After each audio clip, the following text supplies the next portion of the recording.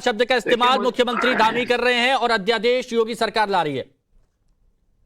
देखिए, मुझे लगता है कि योगी सरकार, ये जो भी आपने बीच में से जो लाइव दिखाया ना, इस पे मैं आपको जवाब दे दूं। दिक्कत ये है कि इस तरह के आरोपी जिसने इस तरह का दंगा पूरे बहराइच में फैलाया, ठीक है, उनके माता पिता अपने अपने तरीके से हाथ है, वो बात है, लेकिन वो जो व्यक्ति मारा गया है, ये वहां पर बहराइच में दंगे फैलाने के लिए ये हत्या और ये घटना घटी गई है। और इस तरह से अगर मुख्यमंत्री बुलाकर ये वो कर रहे हैं, इसका मतलब क्या निकल के आता है भाई? क्या निकल के आता है? जो 2 दिन से हम सुन रहे थे वही तो परिणाम है ना। आपने उनके आप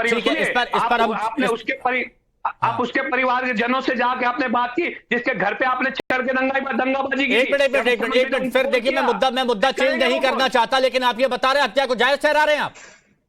नहीं, हत्या को जायज नहीं ठहरा, लेकिन जिसकी वजह से दंगे जहां पर पथराव हुआ, फिर देखिए मैं डिरेल नहीं करना चाहता, मैं टॉपिक को डिरेल नहीं करना चाहता। वो तस्वीरें मैंने दिखाई। अगर आप हत्या को जायज ठहरा रहे हैं तो आप गलत कर रहे हैं। अगर आप हत्या को जायज ठहरा रहे हैं तो आप गलत कर रहे हैं। पूरे शहर में पथराव कहां से शुरू हुआ था? खैर, मैं इस मुद्दे पर नहीं आ रहा, प्लीज, मैं अभी इस मुद्दे पर नहीं आ रहा। तस्वीरें एक्सक्लूसिव दिखानी थी, जिम्मेदार चैनल होने के नाते वो तस्वीरें मैंने दिखाई, और मैं इस मुद्दे से डिरेल नहीं होना चाहूंगा जिस मुद्दे पर मैं अभी बात कर रहा हूं।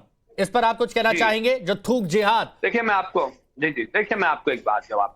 दरअसल दिक्कत क्या है, योगी सरकार का एक जो नाकामी है, सबसे बड़ी नाकामी ये है कि स्वच्छता जो है, स्वच्छता के मापदंड, स्वच्छता के पैरामीटर्स ऑलरेडी एग्जिस्ट करते हैं, पूरे देश में लागू हैं। ये कुछ नया काम नहीं कर रही है योगी सरकार। हाँ, जो राजनीति करने की कोशिश कर रही है वो ये कर रही है कि जो 1947 के पहले की जो परिस्थितियां थी, कि जिन लोगों को आगे मटका लेके चलना पड़ता था और पीछे झाड़ू, वो परिस्थिति फिर से वो देश में निर्माण करने की कोशिश योगी सरकार कर रही है, और कहीं ना कहीं ये दिखाई पड़ रहा है। मैं आपसे ये कह रहा हूं, स्वच्छता के मापदंड बिल्कुल सख्त होने चाहिए, किसी के भी खिलाफ, किसी ने भी अगर गैर कानूनी तरीके से कोई काम किया है, आपको इन दोनों अध्यादेश में से किस पॉइंट पर आपत्ति है? दोनों अध्यादेश में से किस पॉइंट पर आपत्ति है? क्या खाना बनाने वाली जगह पर सीसीटीवी कैमरे लगाए जाए, इस बात से आपत्ति है? नेम प्लेट लगाई जाए, इस बात से?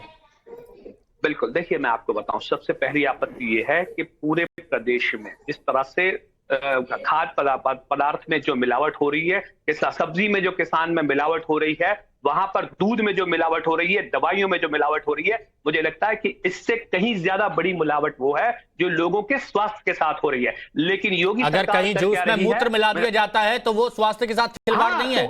नहीं, अरे दूध, सुनिए, दूध के अंदर में तो जो वो मिलाए जा रहे हैं, मामले जो केमिकल्स मिलाए जा रहे हैं, उनको आप क्या समझते हैं? अभी आप दूध की मिलावट, दाल की मिलावट, आटे की मिलावट, चने की मिलावट सब करेंगे, लेकिन ये थूक वाली मिलावट के बारे में एक शब्द नहीं बोला आपने। फर्टिलाइजर में जो मिलावट हो रही है, जो सब्जी की पैदावार हो रही है, अरे सब गलत है। मैं कह रहा हूं कि सरकार को इस पर बहुत सख्त कदम उठाना चाहिए, लेकिन मैं सारी मिलावटों के बारे में बात कर रहा हूं, आप थूक वाले पर कुछ बोल ही नहीं रहे। सुनिए, हमारे यहाँ वो मिल रही है, शराब मिल रही है, वो मिलावटी है, जिसमें हजारों लोग मारे जा रहे हैं। हमारे यहाँ जो सिगरेट मिल रही है वो मिलावटी है, हमारे यहाँ जो तंबाकू मिल रहा है वो मिलावटी है, और उसमें सारे लोग जहर खा रहे हैं, और उसके बाद ये पैसे वसूली का काम योगी सरकार कर रही है। मैं यादव जी से भी कमेंट ले लूं, उसके बाद में आता हूं सिंह साहब आपके पास, है ना? अशोक यादव जी, क्या दिक्कत है आपको इन दोनों अध्यादेश में से किसी चीज से दिक्कत है? मतलब इसमें यह कहा गया है कैमरे लगाइए जहां खाना बन रहा है, जहां पर खाना खा रहे हैं वहां पर नेम प्लेट लगाइए, फर्जी नाम से खाने पीने की चीज बिल्कुल भी ना बेचिए, और इसके साथ ही थूकने पर अंकुश लगाया गया है, खाद्य पदार्थों में मानव अवशिष्ट मिलाने पर रोकने के लिए अध्यादेश है। आपत्ति है आपको इससे या समर्थन करते हैं?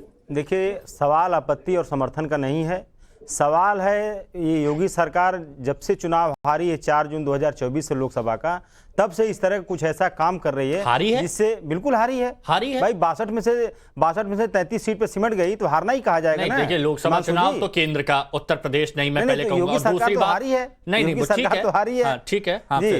तब से सरकार की लगातार मंशा है कि किस तरह से पोलराइजेशन किया जाए, हिंदू मुस्लिम किया जाए। एक भी ऐसा टूल, एक भी ऐसा इवेंट योगी सरकार नहीं छोड़ना चाहती जिसमें हिंदू मुस्लिम का पुट न डाल सके। और देखिए, कांवड़ यात्रा से शुरू होते आखिर में दुर्गा विसर्जन तक जाके विस्फोट कराई दिया इन लोगों ने।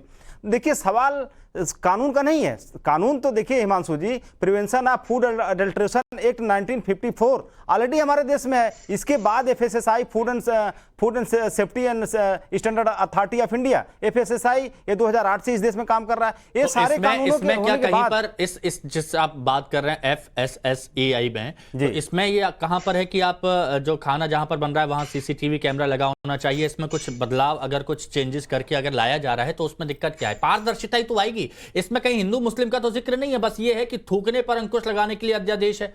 अब जो भी थूके तो इसमें दिक्कत क्या है, मैं ये पूछ रहा हूं लॉजिकली। हिमांशु जी, दिक्कत मैंने कहा ना, इसका दिक्कत और समर्थन का सवाल ही नहीं उठता। सवाल ये उठता है कि हमारे देश में ऑलरेडी कई ऐसे कड़े कानून हैं जो कि खाने में मिलावट को प्रिवेंट करते हैं और मिलावट करने वालों के खिलाफ सख्त से सख्त एक्शन लेने के लिए है कानून। लेकिन उन कानूनों का इंप्लीमेंटेशन सरकार क्यों नहीं कर रही है? अगर उन कानूनों का इंप्लीमेंटेशन होता हिमांशु जी, तो आज जो तिरुपति तिरुमल बालाजी स्थान में भगवान तिरुपति के मंदिर में जो लड्डुओं मिलावट हुई हिमांशु जी, ये नहीं होती। लेकिन सरकार की लापरवाही कहिए या मिलीभगत कहिए, जो उस समय की सरकार थी उनके साथ गठबंधन था भाजपा के साथ, उस समय करोड़ों हिंदुओं के आस्था के साथ खिलवाड़ किया गया। उस लड्डू में चर्बी, जानवरों की चर्बी और न जाने किसकी जानवर की चर्बी मिलाई गई। तो हम सरकार की मंशा पे सवाल दिखा रहा हूं, ये खड़ा कर रहे हैं। देखिए, ये जो 6 तस्वीरों में दिखा रहा हूं, इनको रखिएगा, इन 6 तस्वीरों को।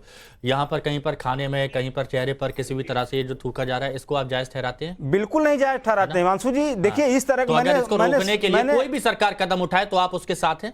देखिए इस तरह का कोई भी अडल्ट्रेशन होता है हिमांशु जी, जो भी आपने दिखाया अपने स्क्रीन पे, किसी भी तरह का अडल्ट्रेशन क्षम्य नहीं है। किसी भी तरह का अडल्ट्रेशन नहीं होना चाहिए खाने पीने की चीजों में। ठीक है, अब बताइए क्यों राजनीति कर रहे हैं सिंह साहब? कुरैशी जी को आपने सुना, यादव जी को सुना? हिमांशु जी देखिए, संविधान को नहीं मानने वाले, फतवा को सर्वोपरि मानने वाले ऐसे ही कहेंगे नहीं, मुझे किसी बात से आपत्ति नहीं, जानते किस बात से आपत्ति है। कुछ लोग ये चाहते हैं कि मैं जो कहूं, मैं जो करूं, मैं जो खिला दूं, मैं जो पिला दूं, मैं जो नियम बना दूं, उसको वो मान लिया जाए। आप बताइए इससे क्या आपत्ति है? अगर कोई कानून बन रहा है और संविधान के दायरे में बन रहा है, विधि सम्मत बन रहा है, विधि की परिधि के अंदर बन रहा है और वो सबके लिए बन रहा है, संविधान के दायरे में नहीं है। आपको स्पेशल स्टेटस चाहिए, स्पेशल दर्जा चाहिए, विशेष छूट चाहिए, सब चीजों पर छूट चाहिए। भैया ऐसा तो नहीं चलेगा ना। भारतीय जनता पार्टी की सरकार में जो कानून बनता है वो विधि सम्मत बनता है और सबके लिए बनता है। आपकी भी सुरक्षा की बात होती है, धर्म क्या कहां से आ गया? लेकिन नहीं, उसको नहीं मानना है, खींच के ले जाना है कि मैं कुछ भी करूं, मैं गोली भी चला दूं, मैं गला भी काट दूं, मैं कुछ भी कर दूं, मेरा वाला जायज है। तो ऐसा तो नहीं चलेगा, संविधान में तो ऐसा नहीं है, ये तो फतवा में चले गए, तो आप क्या चलेगा? नहीं सिंह साहब, इनका ये कहना है कि इससे ना खाई पैदा होगी, इससे बंटवारा हो जाएगा। ये क्या जवाब दो हिमांशु, मैं जवाब इसका जवाब और ले लेता हूं फिर। हाँ फिर आप हिमांशु जी खाई जानते हैं कब पैदा होता है? जब अध्यादेश आता है ना, नसबंदी का अध्यादेश, कि एक की नसबंदी और दूसरे को खुली बंदी रहेगी।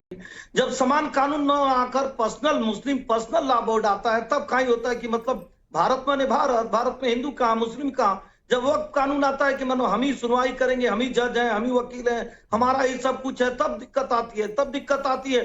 जब आप हिंदुओं के मंदिरों को हड़पने के लिए वर्शिप एक्ट ले आ देते हैं, जब ठीक है, हाँ कुरैशी जी बताइए, जब धार्मिक शिक्षा का कानून ले आ देते हैं, जब अल्पसंख्यक बिल ले आ देते हैं, जब ऐसा बिल आता है जो सबके लिए समान है, तो दिक्कत क्या है? ठीक है सिंह साहब, कुरैशी साहब की इस तरह कुरैशी साहब की सुनिए ना। कुरैशी साहब ने अभी कितनी एक जायज बात कही। कुरैशी साहब ने कहा कि अगर आप जो है हमारे यहाँ हमारे झंडे को छुएंगे, हमारे साथ कुछ करेंगे, हम सीधे गला काट देंगे। अरे कहा ऐसा कुछ नहीं कहा उन्होंने, नहीं ऐसा कुछ नहीं कहा, हालांकि उन्होंने एक अलग ट्रैक पे चले गए थे। आप भी अलग ट्रैक पे मत आइए, वापस आइए, कानून जायज है, आप भी अलग ट्रैक पे मत आइए, वापस आइए। अभी जिस मुद्दे पर हूँ उसी मुद्दे पर मैं बात, भारत माता जायज है। सुनिए ना, मैं जिस मुद्दे पर हूँ उसी मुद्दे पर अभी मैं बात करूंगा। हाँ दानिश जी।